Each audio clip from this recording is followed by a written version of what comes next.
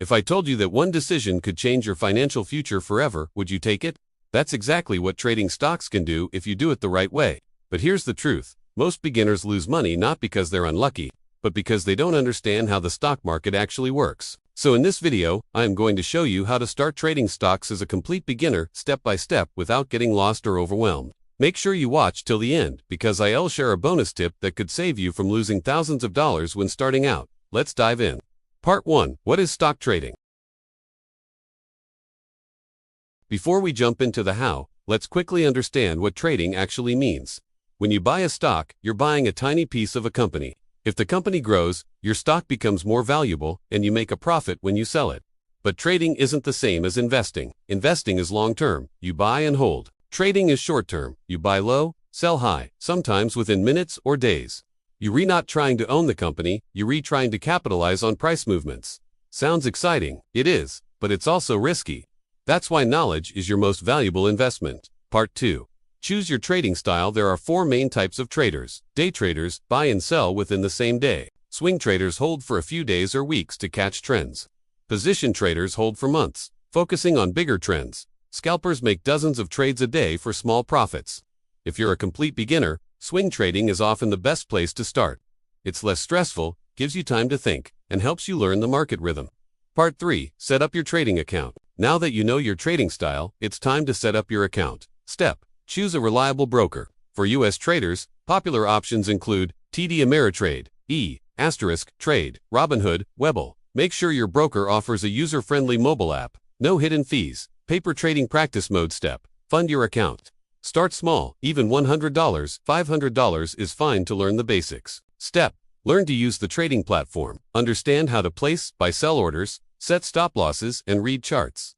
Part 4. Learn stock market basics. Before you click that buy button, you need to understand what moves the market. Price movement. Stock prices move based on supply and demand. If more people want to buy, gives price goes up. If more people sell, gives price goes down. Candlestick charts. Each candle tells a story. Open, close, high, and low prices. Learning to read charts is like learning a new language, but once you do, the market starts making sense. News and earnings reports. Big announcements like Apple launching a new product or a company missing earnings can cause massive price swings. Remember, the market reacts to expectations, not just news. Part 5. Practice with paper trading. Here's where most beginners go wrong. They jump in with real money too early. Don't do that. Start with paper trading, which is simulated trading using virtual money. Most brokers like Webull or TradingView offer this for free. It's the best way to practice without losing a dime.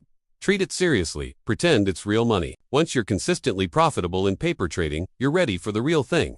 Part 6. Start small. Think big when you move to real trading. Start small.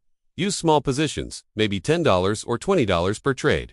Focus on learning, not earning.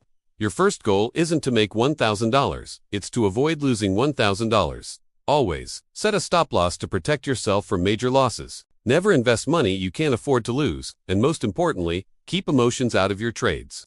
Fear and greed are your biggest enemies in the market. Remember this quote: an amateur looks for profits, a professional looks for discipline. Part 7. Bonus. Build a winning strategy. Every successful trader has a strategy. Here's a simple one for beginners. Look for a stock in an uptrend, price making higher highs. Wait for a pullback, a temporary dip in price.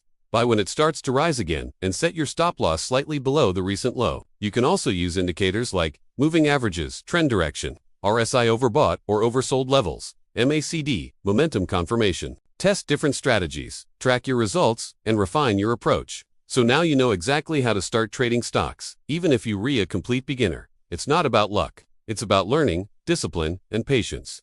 If you found this video helpful, smash that like button, hit subscribe, and turn on notifications so you don't miss future videos on investing, trading, and building wealth. Comment below, what's the first stock you want to trade? Remember, you don't have to be rich to start, but you do have to start to get rich. Watch next, how rich people use debt to build wealth. Subscribe for more finance and investing videos.